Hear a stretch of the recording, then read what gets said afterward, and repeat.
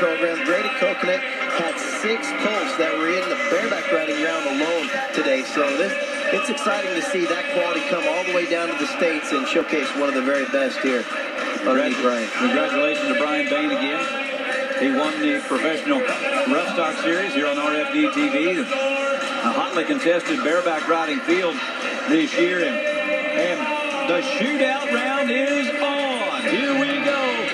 This is a $2 million rodeo. We're about to find out in the next few minutes who's going to get their hands on it. You know, the horse, classic horse, come across there just like he did, a big bail right out of there.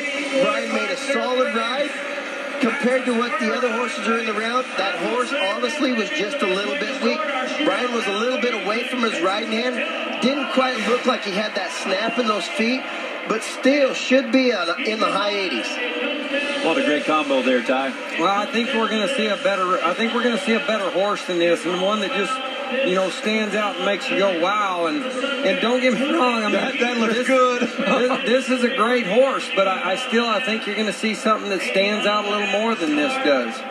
Boy, I love that slow-mo. You can see where that horse is kicking. He's switching those front legs. It makes it really hard to be able to keep your hips even and keep those feet even when you're spurring. I thought Brian was in contact ahead of that horse all the way across there. Got everything he could out of that horse. 85.5. It's a good score. Right now he's in the lead for $100,000 with 3 guys to go. We'll go now to Jake Vold against that Vold baggage from Frontier Rodeo Company that's won so many big awards. And here it is.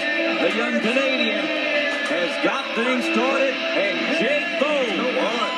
You can see right out of there that horse was leaning away from the chute, away from the gate. When he come out of there, he left him kind of on that right pocket. And that whole ride, Jake was hustling, trying to get back in there. You couldn't really tell from up here, but I promise you, he was sitting on that right cheek all the way through that ride, hustling, just trying to stay in contact. To ride a horse that rank, not on top of it when you come out of there, that was effort. All you could say was effort, exposure. There was a lot of exposure there, Ty. Yeah, and I mean, he keeps going out. I mean, you can see it makes his left leg a little bit better than his right leg, and you know, that's going to cost him just a little bit. That's the difference in being maybe 87.5 and being 88 or 88.5.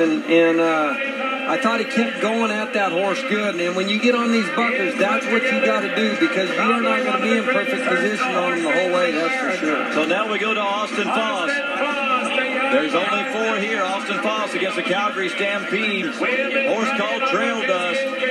This is one that has that wow factor that Ty was talking about. Yeah, he's going to come out, be right in front of the chutes. The reason Austin wins so much money is consistent in that start. Every jump goes right back to the start. This horse going to be right here in front.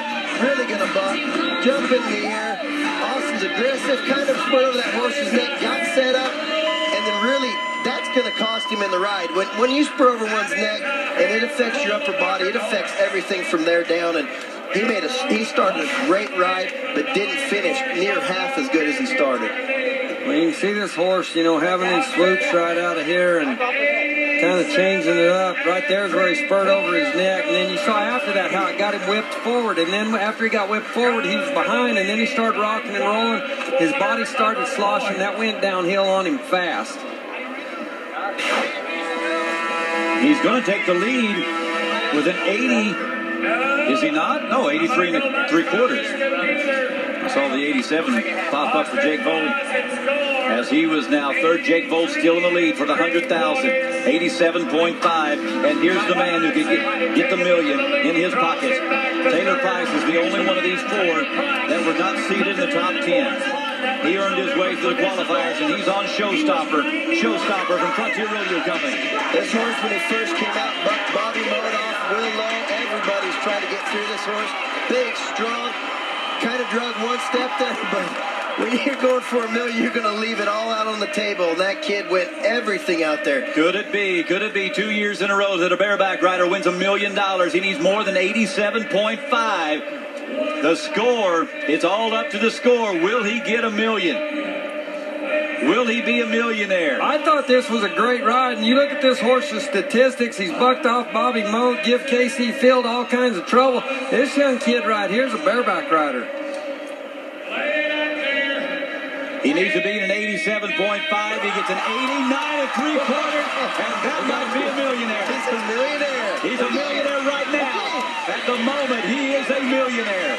$1,100,000 perhaps for Taylor Price. In my mind, there was no question that he was the best bareback rider here today. I thought that, I thought that he let it roll every time. His feet stayed really even, really long strokes. I thought this was impressive, and this was on a rank horse that bucked him off right at the whistle. And the reason he got bucked off is because he was letting it hang out. That's how you ride for $1 million. Again, that's the man that majored in criminal justice with minor in Middle Eastern studies, but may work for Homeland Security or the CIA one of these days. But right now, he's winning $1 million, not thinking about a second career. That's inspiring. You see when he spurs over that horse's neck right there at the end, that horse is not going to let you get by without $1 million. That's what it feels